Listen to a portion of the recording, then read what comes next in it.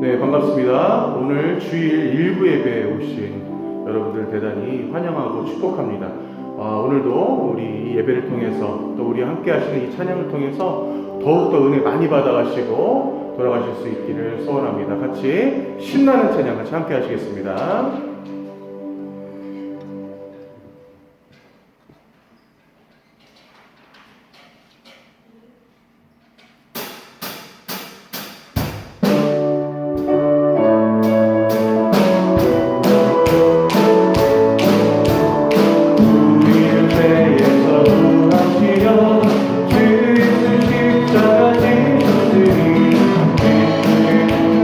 할렐루야, 나 구원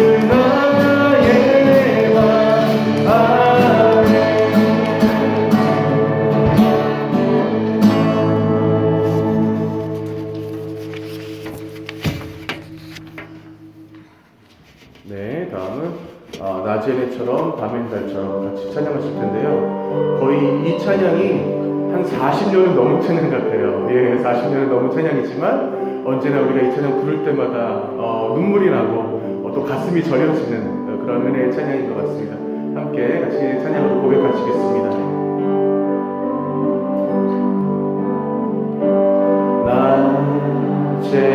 나제네처럼 밤의 날처럼 그렇게 살 순 없을까?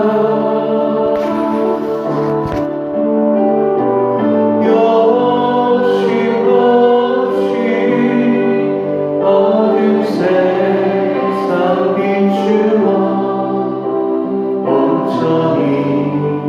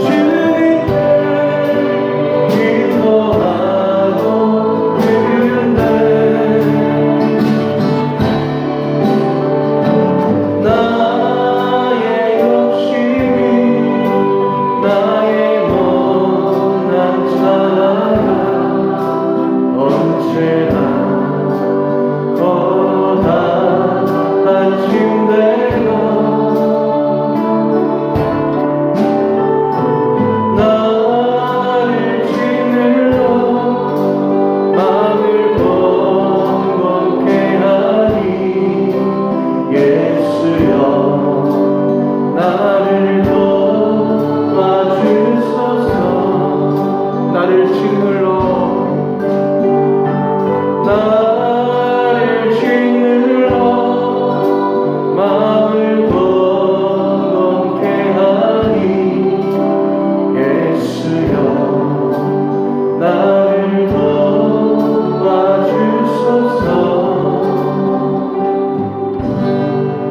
이 시간 이 예배 가운데 우리가 함께 거할 수 있기를 원합니다.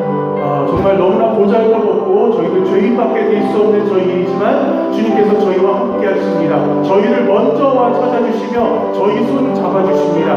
그런 주님께 저희들이 그 감사하는 마음으로 이 예배를 위해서 또 우리 스스로를 위해서 우리 모든 것들을 다 내려놓고 뜨거운 마음을 같이 기도하시겠습니다.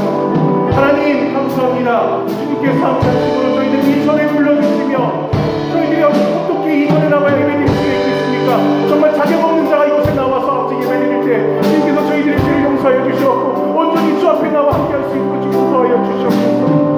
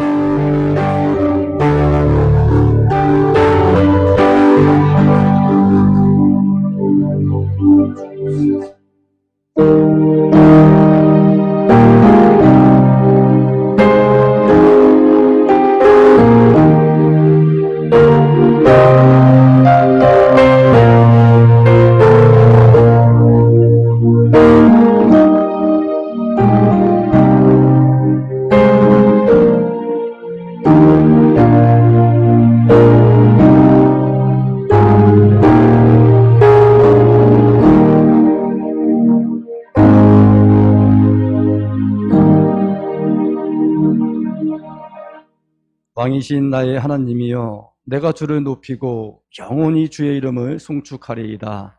내가 날마다 주를 송축하며 영원히 주의 이름을 송축하리이다. 아멘. 나는 전능하신 아버지 하나님 천지의 창조주를 믿습니다. 나는 그의 유일하신 아들 우리 주 예수 그리스도를 믿습니다. 그는 성령으로 잉태되어 동정녀 마리아에게서 나시고 본디오 빌라도에게 고난을 받아 십자가에 못 박혀 죽으시고 장사된 지 사흘 만에 죽은 자 가운데서 다시 살아나셨으며 하늘에 오르시어 전능하신 아버지 하나님 우편에 앉아 계시다가 거기로부터 살아있는 자와 죽은 자를 심판하러 오십니다. 나는 성령을 믿으며 거룩한 공교회와 성도의 교제와 죄를 용서받는 것과 몸의 부활과 영생을 믿습니다. 아멘. 이 시간 우리 찬송가 35장 하나님께 올려드립니다.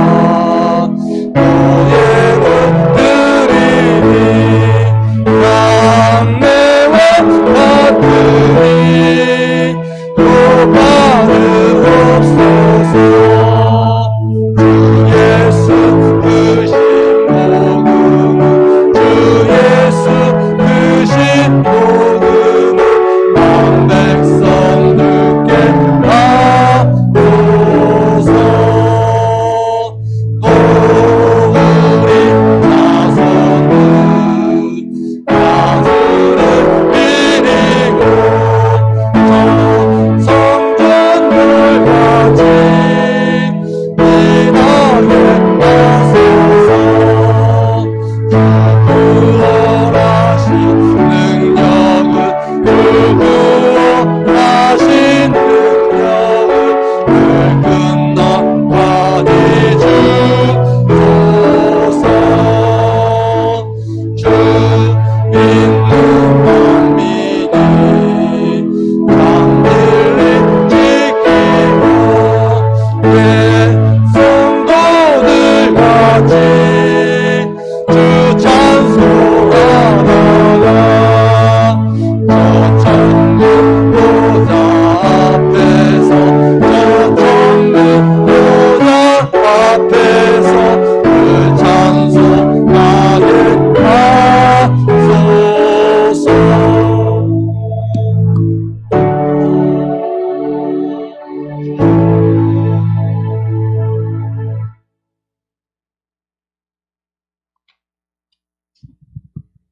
기도하시겠습니다.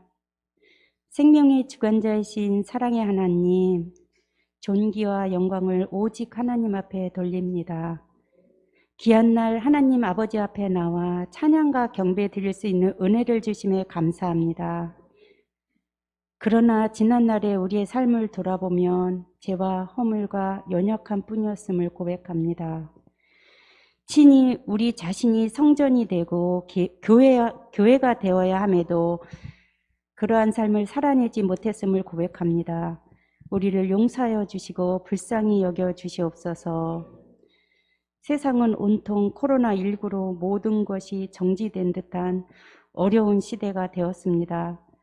코로나도 불안하고 경제도 불안하고 청년들도 불안해하고 있습니다.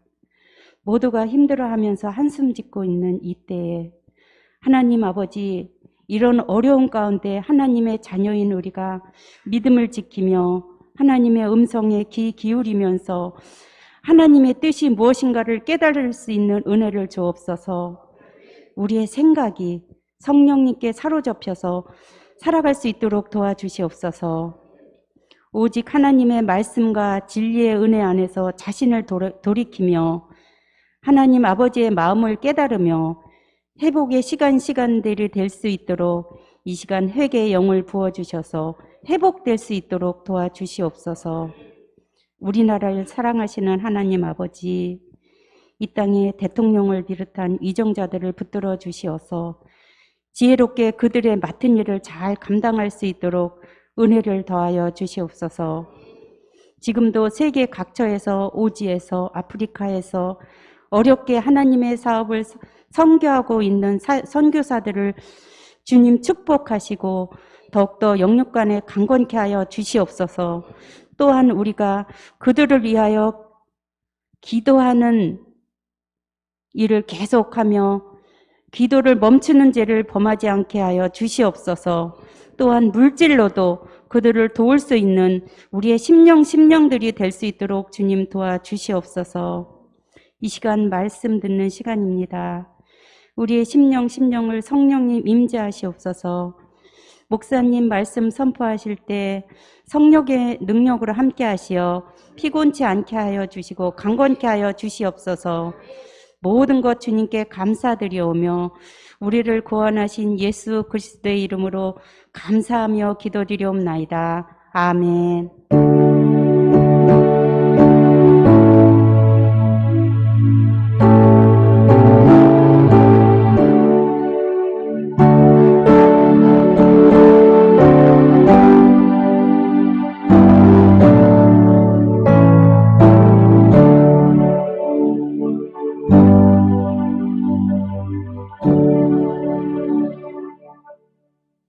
오늘 주일 예배에 나오신 여러분을 주님의 이름으로 환영하고 축복합니다.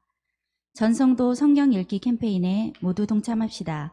이번 주 성경 읽기 범위는 역대하 9장부터 역대하 23장입니다. 금주는 추석, 고유의 명절입니다. 많은 어려움 가운데에서도 안전 및 결실을 채워주시는 주님의 은혜에 감사하시고 가급적이면 코로나 확산 방지와 가족 건강을 위해 이동 및 여행을 자제해 주시기 바랍니다. 금주 새벽 예배는 월요일, 화요일까지 이틀간 드리며 수요 예배, 금요 기도회는 각 가정에서 개인적으로 드리시기 바랍니다. 추석 명절 가정 예배지에 가정 예배를 드리실 때에는 1. 사도신경, 2. 찬양, 3. 대표기도, 4. 시편 23편을 읽고 5. 주기도문으로 예배를 마치시기를 바랍니다. 10월 중에 셀별로 추계 대신방을 계획하고 있습니다. 코로나가 잠잠해지고 대신방이 은혜롭게 진행될 수 있도록 기도하며 준비해 주시기 바랍니다. 이번 주 교회 청소는 이스엘입니다. 이상으로 교회 소식을 전해드렸습니다. 오늘 우리가 시는 하나님 말씀은 신약성경 데살로니가 전서 5장 16절에서 18절 말씀입니다. 데살로니가 전서 5장 16절에서 18절 말씀입니다. 신약성경 333페이지에 있습니다. 데살로니가 전서 5장 16절에서 18절입니다. 우리 찾으셨으면 다 같이 합독하도록 하겠습니다. 항상 기뻐하라. 쉬지 말고 기도하라. 범사에 감사하라. 이것이 그리스도 예수 안에서 너희를 향하신 하나님의 뜻이니라. 아멘. 아멘. 할렐루야. 살아계신 하나님 아버지, 한 주간도 은혜 가운데 인도해 주시고 이 시간까지 함께 하심을 감사를 드립니다. 주의 영이 함께 하여 주셔서 오늘 이 시간 말씀에 집중하고 은혜 받고 하나님 영광을 돌리게 하여 주시옵소서. 애쓰고 수고하며 헌신한 예물 하나님 앞에 드리고 몸으로 마음으로 뒤에서 아무도 보는 이 없지만 오직 하나님의 영광 위에 섬기기 위해서는 귀한 성도들을 기억하여 주셔서 하늘 문을 여시고 살 곳이 없는 은혜로 채워 주시옵소서. 주의 영이 함께 하시기를 소망하며 예수님의 이름으로 기도드렸습니다. 아멘. 오늘 하나님께서 우리에게 주신 이 본문 말씀으로 우리를 향하신 하나님의 뜻이란 제목으로 말씀을 선포를 하겠습니다. 이번 주 중에 그 추석 연휴가 있어서 예전 같으면 많이 분주할 겁니다. 근데 정부에서 이번에는 좀 자제해 주면 어떻겠냐 이런 장보가 있어서 예전같이 뭐 여행지를 찾든지 또 고향으로 가는 분들이 그것이 많이 안 올 것이다 예상은 하고 있습니다. 혹여 추석 연휴 계획이 조금 흐트러져 있다면 너무 낙심하지 마시기 바랍니다. 하나님이 함께 하십니다. 하나님이 함께 하시는 곳이 그 어디나 하늘나라라고 그랬습니다. 하나님의 통치를 받고 사는 것이 하나님 나라거든요. 이번 추석 명절이 의와 평강과 희락이 충만하시기를 주의 이름으로 소망합니다. 성경은 우리에게 하나님의 뜻을 다양하게 일깨워주는 그런 귀한 진리의 말씀입니다. 우리가 다 기억나는 말씀들이 많이 있죠. 선한 일을 행하라. 덕을 세워라. 할 수 있는 대로 모든 사람과 화평하라. 복 있는 사람이 되라. 다 하나님께서 우리를 향하신 거룩한 뜻이거든요. 그런데 오늘 이 본문 말씀을 통해서는 우리가 늘 읽고 암송도 하고 있지만 세 가지 방향으로 주시죠. 이 세 가지로 주신 말씀이 전체적으로 요약하게 보게 되면 우리의 행복을 위해서 주시는 말씀입니다. 한번 생각해 보세요. 매일 인상 찌푸리고 사는 사람이 행복하겠습니까? 항상 기뻐하며 사는 사람이 행복하겠습니까? 기도하며 사는 사람이 행복하겠습니까? 기도 전혀 안 하고 사는 사람이 행복하겠습니까?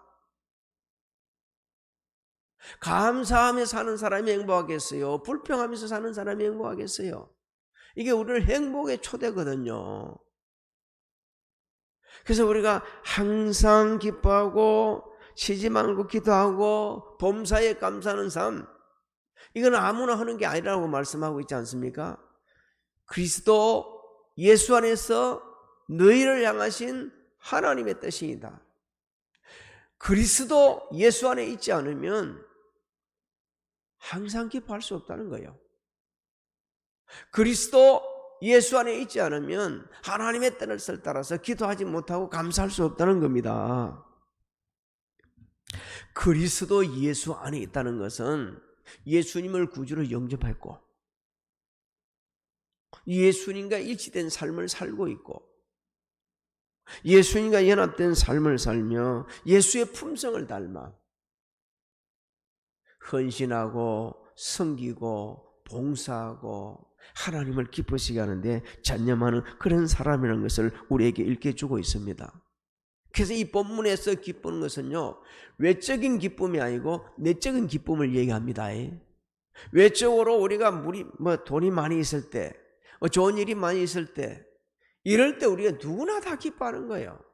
근데 이 내적 기쁨은 예수 그리스도 안에 있어야만 내적 기쁨을 누릴 수가 있는데, 하나님의 은혜를 깨달았을 때, 하나님께서 부어주신 사랑을 깨달았을 때, 하나님께서 지금 이 기막힌 상황 속에서도 함께하고 있다는 사실을 알 때, 그때 우리가 누리는 내적 기쁨입니다. 그래서 욥 같은 사람은 주신 자도 여호와시요 취하신 자도 여호와시라고 하면서 하나님을 찬양하고 경배했던 겁니다.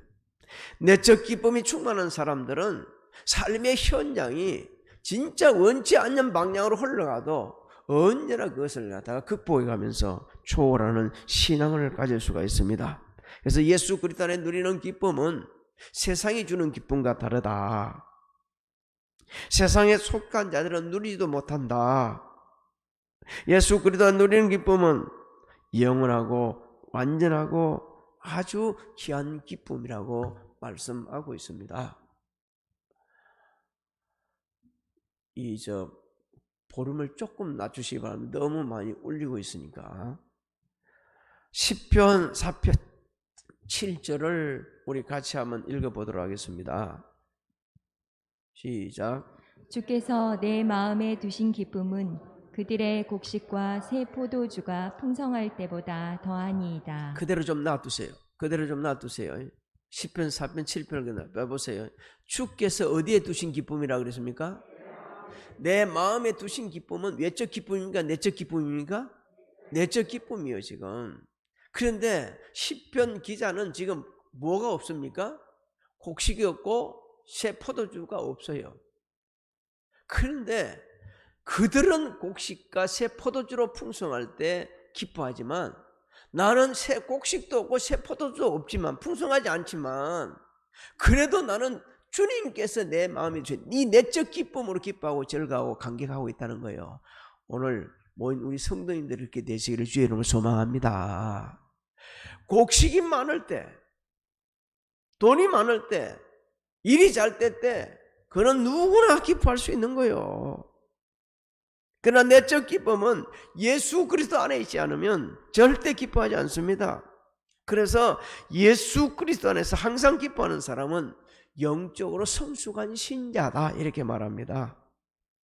영적으로 성숙한 신자는 범사에 하나님을 신뢰함으로 하나님을 의지함으로 하나님께서 모든 것을 합력을 선을 위해서 확신하기 때문에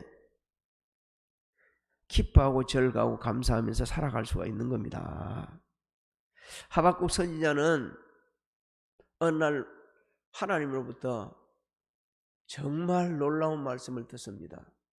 야, 유다가 너무너무 불순종해서 그대로 두면 안 되겠다.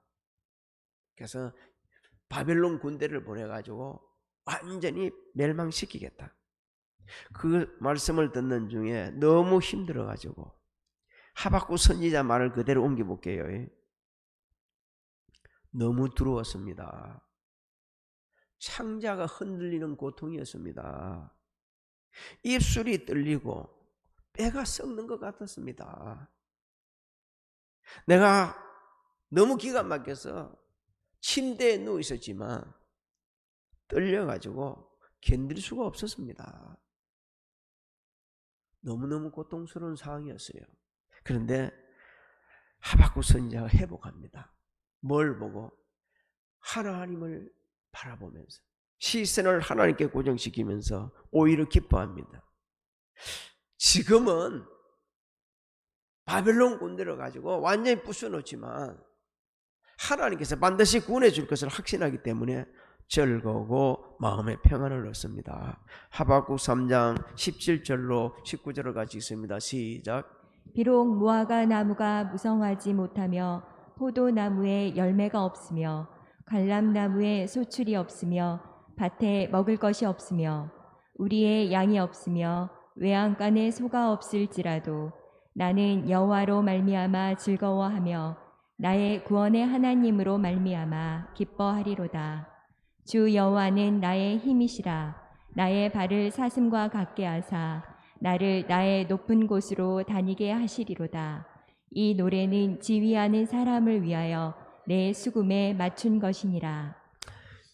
그 상황을 이렇게 설명하고 있죠. 무화과 나무가 무성하지 못하다. 열매가 없다. 없을지라도 나는 여호와로 말미암아 즐거워하겠다. 여러분, 있을 때 즐거워하는 건 누구나 할 수 있는 거요. 없음에도 즐거워할 수 있는 것은 그는 믿음입니다. 하나님을 향한 신앙입니다. 없고 없는데도 불구하고 절거하는 것은 하나님의 자녀만 할 수 있는 겁니다. 예수 그리스도 안에서 구원받은 성도만 할 수 있는 기쁨이고 즐거움입니다. 왜 그렇습니까? 여호와는 나의 힘이 되시기 때문에. 오늘 모인 우리 성도님도 여호와가 나의 힘이 되신다고 고백하시기를 주의 이름으로 소망합니다. 그러면 없어도 기쁜 거예요. 반드시 나의 힘이 되신 우리 하나님께서 그 없는 가운데서도 회복시켜 주시고, 없는 시간도 지나가게 해주시고, 없는 것도 반드시 있게 만들어 주시고, 그걸 확신하기 때문에. 그러면서 나의 발을 사슴과 같게 하시겠다는 건요, 안전지대로 이끌어 가시는 하나님, 우리를 언제나 안전한 곳에 보호해 주시고 지켜주시는 하나님 아버지, 어느 곳에 있을지라도 함께 하시는 하나님을 믿을 때에 우리는 그렇게 없어도 기뻐하는 사람으로 변화되는 겁니다. 오늘 예배드리는 사랑하는 성도님들이요, 지금 무엇이 부족합니까? 없는 거기에다가 맞추지 마십시오. 내 눈을 거기다 보지 마십시오. 뭐이 답답합니까? 거기다 맞추지 마십시오. 나의 힘이 되신 하나님께 시선을 고정시키기를 주의 이름으로 소망합니다. 두 번째 주시는 말씀이 모든 상황에 기도하라 그랬습니다. 이 또한 예수 믿지 않는 사람은 기도하지 못합니다. 보십시오. 세상에 기도하는 사람 많다고 그래요. 절에 가서 기도하는 사람, 어디에서 기도하는 사람, 뭐 하는 사람 기도하고 있다고 그러죠. 근데 그건 기도가 아니요, 진짜 우리의 기도를 받으실 분은 하나님이십니다. 믿습니까? 하나님만 우리의 기도를 응답해 주실 수가 있는 분입니다. 근데 그 하나님께서 어디 안에 기도할 때? 예수 그리스도 안에서 기도할 때 우리에게 응답을 해 주십니다. 그래서 성도들은요, 정체성을 갖고 있어야 돼요. 나는 누구라고요? 예수 그리스도 안에 있는 사람. 나는 하나님의 자녀. 하나님의 백성은 정체성을 가졌을 때 하나님의 약속을 믿는 거예요. 그래서 성도에게서 기도는 특권이요 의무인 것입니다. 마태복음 7장 11절에 이렇게 말씀합니다. 너희가 악한 자라도 좋은 것으로 자식에게 줄 줄 알거든 하물며 하늘에 계신 너희 아버지께서 구하는 자에게 좋은 것으로 주시지 아니하겠느냐. 믿습니까? 우리는 자식들한테 정말 좋은 걸 주려고 그럽니다.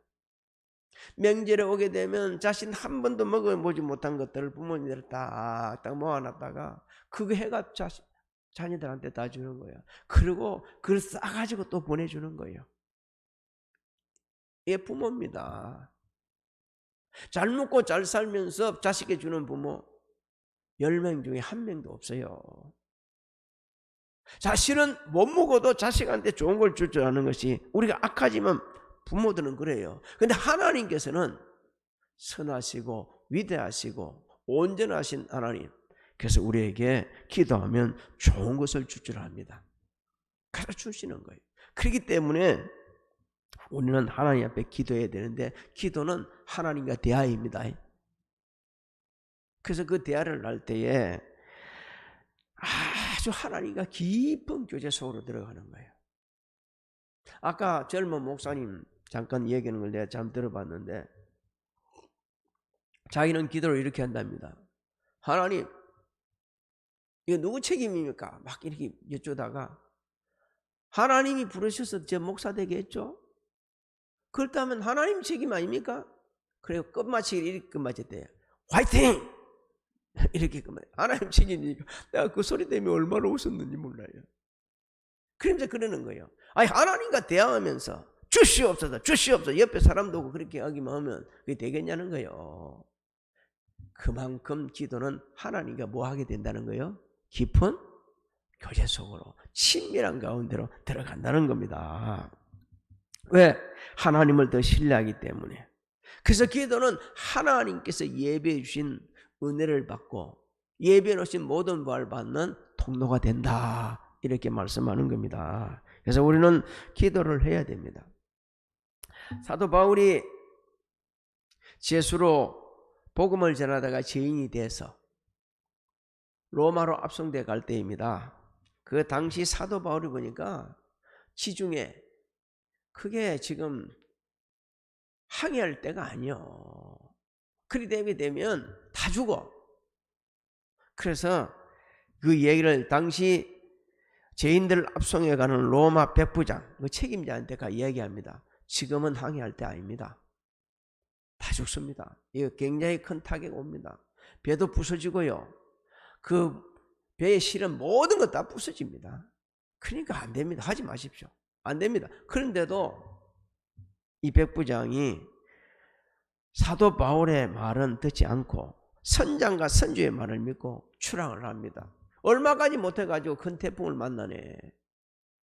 살 여망이 없어요. 선장도 선주도 거기서 있는 사람을 구원해 줄 수 없었습니다. 사도 바울이 일어서가지고 두려워하는 자들에게 말합니다. 내가 어제 우리 하나님 앞에 기도했더니 응답받았다. 너 아예 안 죽는다고 그런다. 그러니까 너무 두려워하지 말아라. 이렇게 하면서 위로와 소망을 줍니다. 그 현장을 우리 같이 보겠습니다. 사도행전 27장 22절로 25절을 같이 읽습니다. 시작. 내가 너희를 권하노니 이제는 안심하라. 너희 중 아무도 생명에는 아무런 손상이 없겠고 오직 배뿐이리라. 내가 속한 바 곧 내가 섬기는 하나님의 사자가 어젯밤에 내 곁에 서서 말하되 바울아 두려워하지 말라. 내가 가이사 앞에 서야 하겠고 또 하나님께서 너와 함께 항해하는 자를 다 내게 주셨다 하였으니 그러므로 여러분이여 안심하라. 나는 내게 말씀하신 그대로 되리라고 하나님을 믿노라. 우리 같이 한번 해봅시다. 나는 내게 말씀하신 그대로 되리라고 하나님을 믿노라. 할렐루야. 우리가 기도해 놔놓고 믿어야 합니다. 하나님이 말씀하신 그대로 되리라 믿어야 합니다. 기도해 놔놓고 못 믿으니까 응답을 받았는지 안 받았는지 모르고 아무 힘이 없는 거예요. 하나님이 내게 말씀하신 그대로 되리라고 믿는 것이 신앙입니다. 할렐루야. 예수 그리스도 안에 있을 때 그렇게 믿음이 있습니다. 그 믿음을 가지고 우리는 기도해야 됩니다.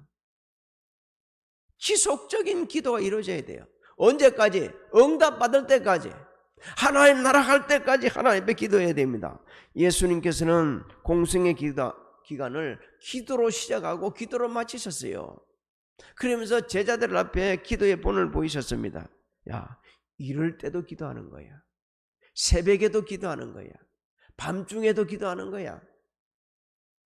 위기 상황에서도 기도하는 거야.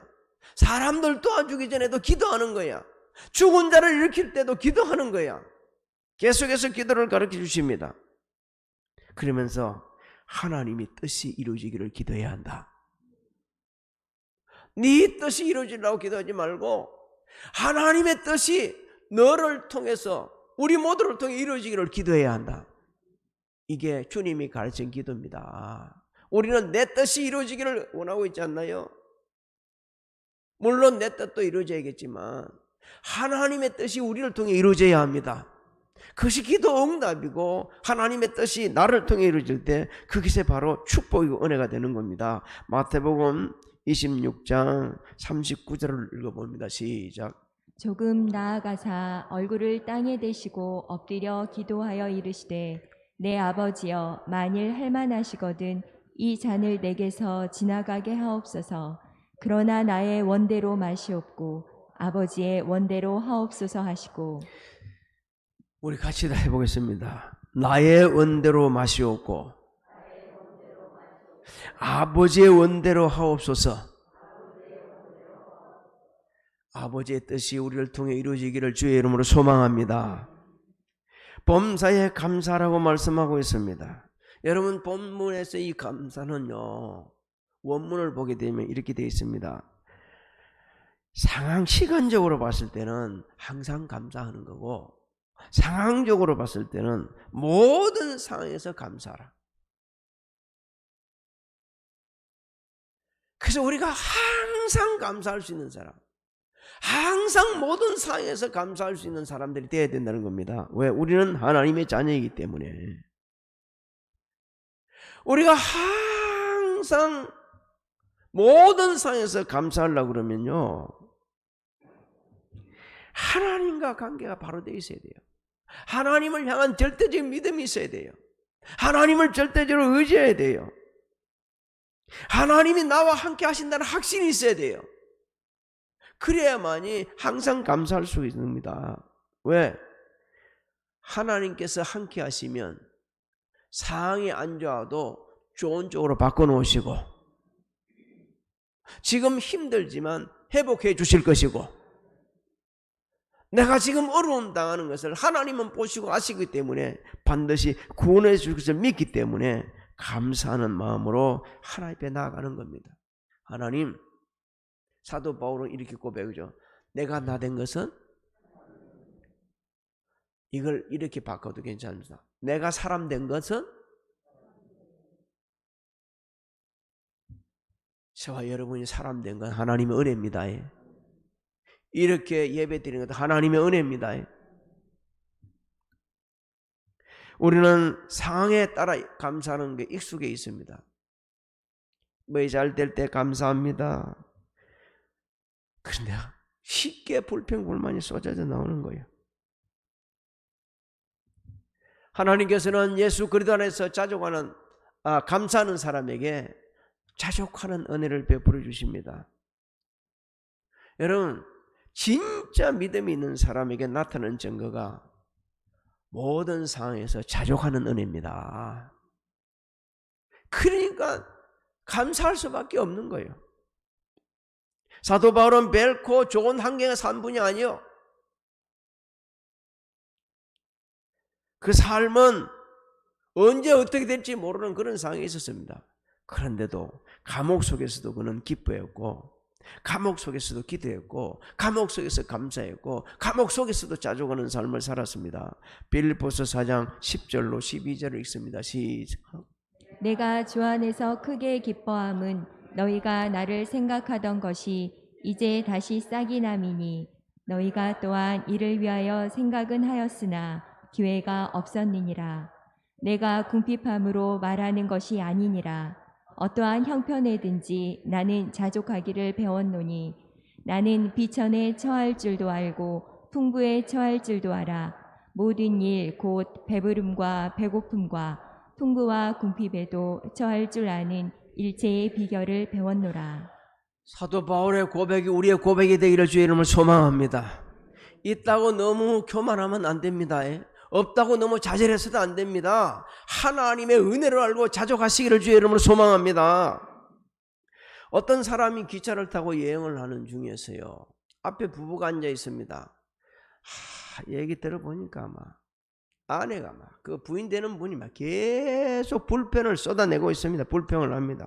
야, 기차 좌석이 왜 이 불편하냐? 시트가 왜 이렇게 지저분하냐? 바닥은 청소도 안 됐네. 저 성문 봐, 얼마나 불친절하냐 하면서 계속 쏟아내는 거예요. 한참 부인이 쏟아내고 있다가 잠잠해지니까 남편이 앞에 있는 그 여행자에게 자기를 소개합니다. 저는 변호사입니다. 그러면서 자기 아내를 소개하는데, 제 아내는 제조업에 종사하고 있습니다. 그렇게 얘기를 합니다. 이제 한참 대화를 나누다가 저 부인이 제조업에 종사한다고 그랬는데 무슨 일을 하고 있습니까? 어떤 제조업을 합니까? 그러니까 갑자기 남편이 웃는 거예요. 박장대소를 하고 나서 이렇게 이야기합니다. 예, 제 아내는 불평을 만들어내는 제조업자입니다. 오늘 예배드리는 저와 여러분이 좀 지나간 얘기 같지만 한번 생각해 볼 얘기입니다. 우리가 항상 기뻐하지 못하고 기도하지 못하고 감사하지 못할 때 나오는 것이 뭔지 아십니까? 불평이요, 원망이요, 남을 탓하는 거요, 남을 미워하고 남을 모함하는 거요. 물론 우리 현실이 항상 기뻐할 수 없는 상황이 있을 수 있어요. 기도할 수 없는 상황이 있을 수 있어요. 감사할 수 없는 그런 마음의 여유가 없을 수도 있어요. 하지만 저와 여러분들은 하나님의 자녀입니다. 믿습니까? 하나님의 자녀는 하나님께서 책임져 주시는 거예요. 그래서 우리의 시선을 항상 어디에다 고정시켜야 돼요? 하나님께 고정시키는 거예요. 하나님께 고정시키다 보게 되지면 기뻐할 수가 있습니다. 기도할 수 있습니다. 감사할 수 있습니다. 왜? 하나님은 사람이 할 수 없는 모든 일을 하실 수 있는 전지전능하신 우리 아버지십니다. 내가 너와 함께 하겠다고 우리 가까이 계시는 하나님을 바라보게 되어지고,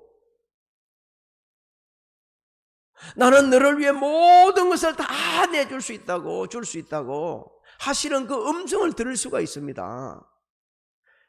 로마서를 한번 읽어보십시오. 사도 바울이 어떤 자신감을 갖고 있습니까? 아니, 자기 아들까지 다 내주신 분이 우리에게 무엇을 못 주시겠느냐?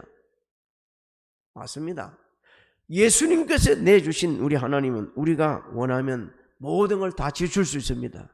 그래서 우리가 이 말씀을 자세히 들어보게 되면, 앞에서 제가 서두에 말씀드렸습니다. 우리를 귀찮게 하는 게 아니고 행복한 삶으로 초대하는 겁니다. 우리를 행복하라고. 항상 기뻐하면서, 항상 기도하면서, 항상 감사하면서 이 행복한 삶을 누리라고 우리에게 말씀해 주는 거예요. 신명기 10장 13절을 제가 읽어드리겠습니다. 내가 오늘 내 명령을 위하여, 내 행복을 위하여 내게 명하는 여호와의 명령과 규례를 지킬 것이 아니냐. 정말 행복하고 싶습니까?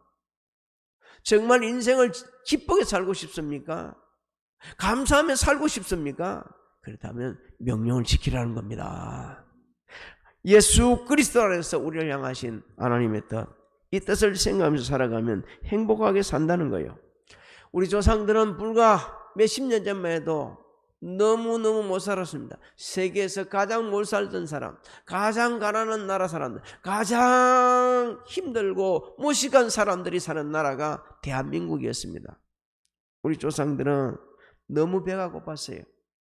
그래서 그 삶의 꿈이 정말 좀 풍성히 안 먹어봤으면 좋겠다. 그래서 새마을 운동도 시작한 거예요. 잘 먹고 좀 잘 살아보자고. 그래서 이 추석을 그렇게 기다리고 좋아했어요. 추석 때는 모든 것이 다 풍족하니까. 우리에게 전해 내려오는 말들이 있죠. 더도 말고 덜도 말고 한가위 같았으면 좋겠다. 금년에 우리나라는 연이은 태풍으로 많은 것을 소실했고 아직까지 회복이 안 되고 있습니다.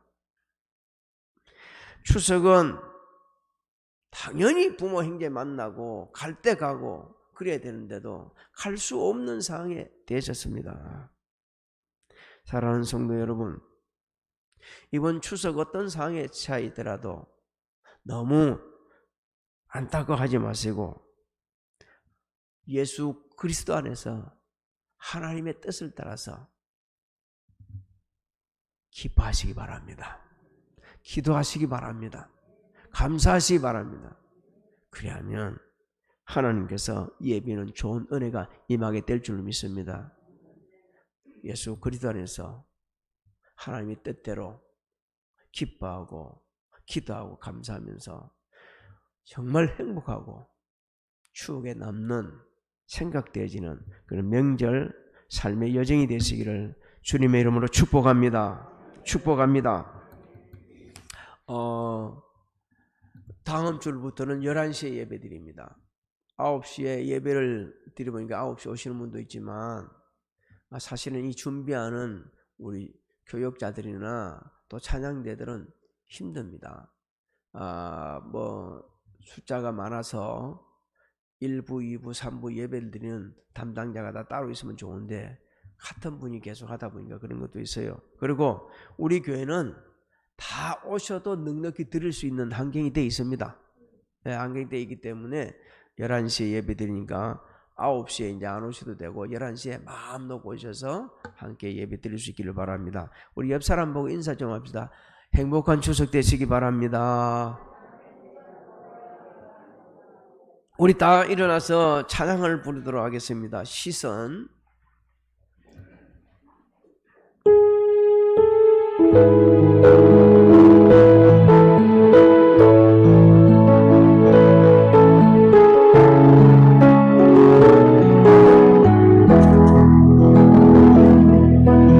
내게로부터 그를 들어 주를 보기 시작할 때 주를 보게 나를 돌이키사 나를 구구게 하네 주님을 볼때 모든 시선을 주님께 드리고 살아계신 하나님을 느낄 때내 삶은 주의 역사가 되고 하나님이 일하기 시작하네 성령이 나를 변하시며 모든 두려움 사라질 때 주의 일을 보겠네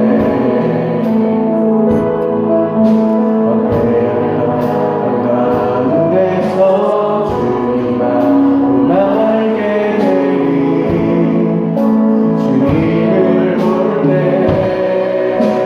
모든 시선을 주님께 드리고 전능하신 하나님을 느낄 때 세상은 주의 나라가 되고 하나님이 일하기 시작하시네 모든 시선을 주님께 드리고 살아계신 하나님을 느낄 때내 삶은 주의 역사가 되고 하나님이 일하기 시작하네 모든